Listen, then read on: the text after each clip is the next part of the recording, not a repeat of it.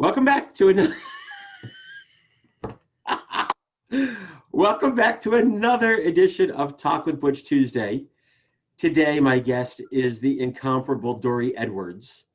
It's hard to interview Dory, being that she's probably my best friend in the world. And I don't know if we can actually do this in under 10 minutes. Totally, I'm professional. And keep it professional. Yeah, and keep it professional. I know all of her secrets. So Not. we may expose some of those today. He knows all the secrets he knows. So, Dory, thanks for joining me on Talk with Butch Tuesday. Sure. So just start off with tell people who you are, what you do. Well, what I do is I help people get what they want. That's fundamentally what it boils down to, is I help people get what they want. And I do that in the domain of real estate. So my calling is to champion people's goals, dreams, and ambitions, and especially with regards to real estate and people buying a home that they really love. So that's what I do. That's awesome. So if you're watching, Dory is the smartest person I know, and you can just hear that in how she speaks about it. So my next question is, why do you do what you do? And you've already talked about that in what you do. How did you get into real estate? Well, I got into real estate originally back before the big old crash, because it looked easy, and I think I must have gone to some seminar, and I did investment real estate at first, and it did seem easy back then, probably just because I didn't know what I was doing. And I never wanted to be a realtor because it looked like adult babysitting to me, and and that is not by accident. So this guy named Butch Tuesday, I don't know if you know him, bald guy, great blue eyes. He was like, Dory, you should be a realtor. Dory, you should be a realtor. And I was like, no, Butch, no, that sounds terrible. And then finally I was like, all right, I'll go be a realtor. And it turns out I really, really like it. And it's not adult babysitting at all. And I love and that. Sometimes it could feel that way. Sometimes it could. Well, it hasn't for me so far. And I really love the opportunity to develop relationships with my client and shepherd them through a process that can be really challenging and stressful for them. So it's been not at all what I expected in the most delightful ways. Yeah, and it's interesting. It really is the perspective you bring to it, right? And like me, like you, both of us, the same thing. It's that fulfillment of taking care of people and helping people through a process. And that sometimes gets emotional. And sometimes you have to play therapist and have to help people through that challenge of what it is. But there's fulfillment in that, because at the end they get their dreams. They get the house, or they get to move on, or whatever it is for them. Yeah, like I just did a walkthrough with a woman buying her very first place, and she's a cat mom, so she's so excited to have her own place that her 4 cats can live. And Did you sell yourself a house? I don't do cats much.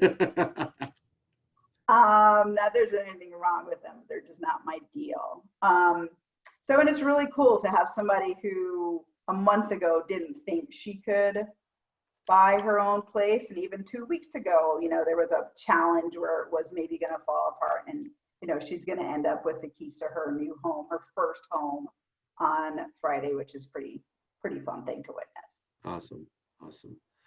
So that's a success story. So tell me another success story where you got to help people achieve their dream when it just did not seem possible.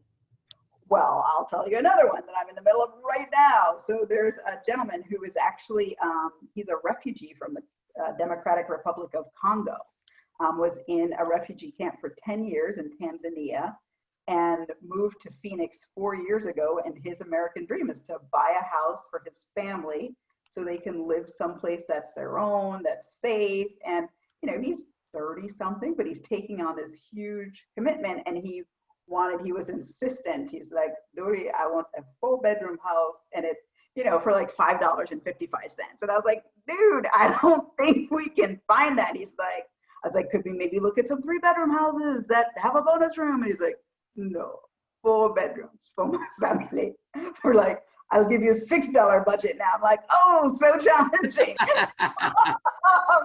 And you know what? Like, there is a point where I was just like, this is impossible. And then I got off it with him.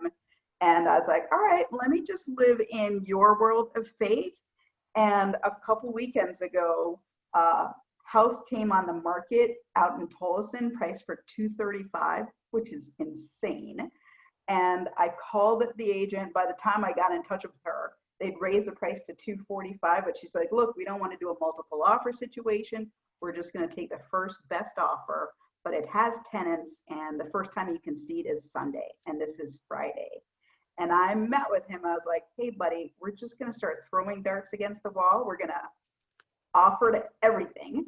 And we ended up offering on that house and another house. Like, we offered sight unseen.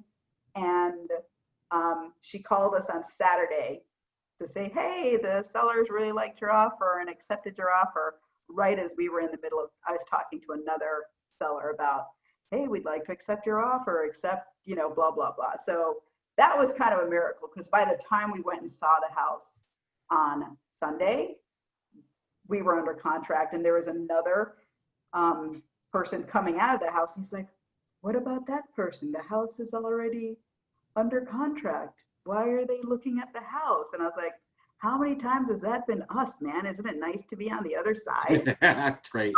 That's great. You know, so that was a real victory, you know, because I didn't think it was possible, but, you know, found a way to say, hey, man, let's just offer on this thing before we see it. And it turned out, which is pretty awesome. That's great. You, over your lifetime, you have done a lot of things. Yes, I have. Some entrepreneurial, some jobs, some you're a go out and make things happen person. If you could go back in time and give yourself, your younger self, some advice, when would you go back to, and what would you tell yourself? I took some very bad advice in college, which was that your major doesn't matter, and just, you know, take whatever you like and do it. And I think, you know, I spent 20 years, like you said, doing a bunch of just random stuff, like from working in a cannery to being a ski bum and a massage therapist and doing tech support. I'm not techie. But you've done that in Alaska and Colorado, and yeah, you've lived in the islands and France, and you've been all over. So Israel. So you've had a great amount of experience. Yeah, so that's the thing. So it's a double-edged sword in that I've had a really great and rich life. And, you know, at the same time, I'll see my friends and they're, you know, settled down, they're married, they have kids, and they're worried about homeschooling and COVID and Zoom classes. And, you know, it seems like they're, I don't know, further along on or doing something more traditional. So maybe I would have picked a career, like gone to law school or something, and picked a more established career that made You'd be a Supreme Court justice by now. Probably, but you know, but I mean, I like my life right now, so it's tough to go back and say, well, I should have, could have, would have. I don't really have that too strongly right now. 2 years ago, you could have made an argument with me, but right now I'm good. So what's the advice? Pick a useful major, you dummy, and then, you know, a profession to go with it. So pick a profession. Don't just like get a sociology degree and be like, hey, world, what you got for me? You know, because the world's going to be like, not a lot, sis, not a lot. You got to create your own opportunities, right?